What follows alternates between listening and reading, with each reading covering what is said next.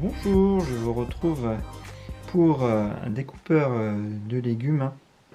Donc on est habitué à la version électrique, donc qui prend un peu de place. Donc là on a une version manuelle. C'est à la force de ma main que je vais couper tout ça. Donc ça arrive dans cette boîte. On a une lame pour soit faire des tranches avec un côté où c'est plus fin que l'autre.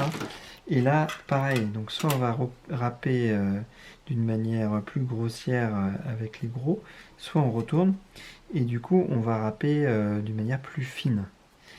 Donc voilà, tout simplement.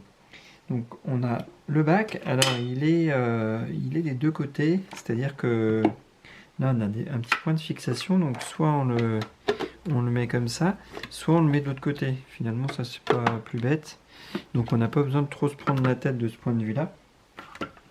Alors on a un autre élément, c'est la lame, donc là je vais choisir le côté fin, donc je la pousse tout simplement et après j'ai une voilà, j'ai ça à visser. Je visse, donc ma lame est en place. Ensuite je viens chercher ici mon petit avec là, je viens chercher voilà, pour le bloquer. Ensuite, j'ai ici une petite lame à mettre pour pouvoir glisser ça, pour ensuite pousser les carottes. Donc là, c'est prêt. Donc j'ai coupé les carottes. Donc je sais pas pourquoi l'appareil s'appelle 5 secondes. Je vois pas du tout pourquoi il s'appelle 5 secondes parce qu'on va pas mettre 5 secondes à faire des carottes. Donc je sais pas trop pourquoi ils ont choisi ce nom. Ça me semble assez débile. Mais voilà, c'est en marketing, il y a toujours des idées un peu débiles. Donc là, on va voir que c'est pas si facile que ça. Hop, je mets des carottes des deux côtés. Et si je tire dessus, voilà. Alors l'appareil se soulève parce que les carottes offrent une résistance. Et finalement, c'est pas du tout pratique. Alors on y arrive quand même. Mais du coup, il faut bien appuyer. Et finalement, j'ai trouvé une autre méthode beaucoup plus rapide. C'est qui consiste tout simplement à mettre son pied là, et puis là on peut enchaîner beaucoup plus rapidement. Hop, on en met d'autres. Et puis ça bloque. Je sais pas pourquoi. Normalement c'est pas censé bloquer. D'habitude ça ne bloque pas. C'est du direct. Alors, hop, pourquoi il bloque? Je sais pas pourquoi il bloque. Ben là, hop, on remet.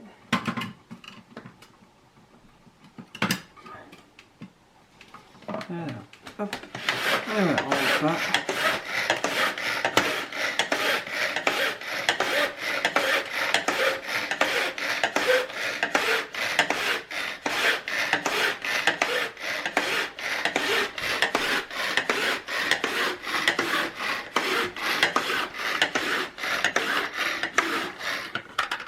Voilà, et puis après, quand on ouvre, voilà, ça fait des carottes râpées comme en machine.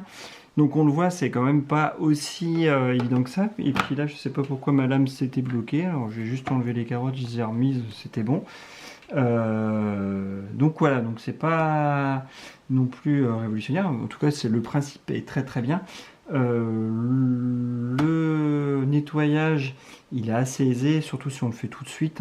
Il suffit de passer un petit coup. Alors surtout, ne pas passer ce gros mécanisme. On enlève la lame pour la nettoyer, mais après ça, il faut surtout pas le mettre sous l'eau ou l'immerger. Il faut juste passer un petit coup. Moi, j'ai pas lu la notice, je l'ai fait. Et du coup, il y a plein d'eau qui est ressortie pendant longtemps. Donc à chaque fois, je devais le secouer pour que l'eau sorte. Et après, j'ai vu que c'était pas du tout... enfin, fallait pas du tout faire ça.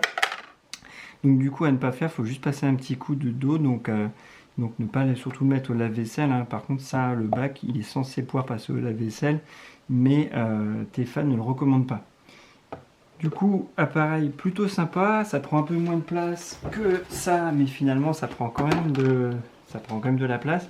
Et surtout, le gros hic, c'est que les deux valent le même prix. On est autour de 50 € pour la version électrique et 50 € pour la manuelle, en tout cas à l'heure où je vous parle.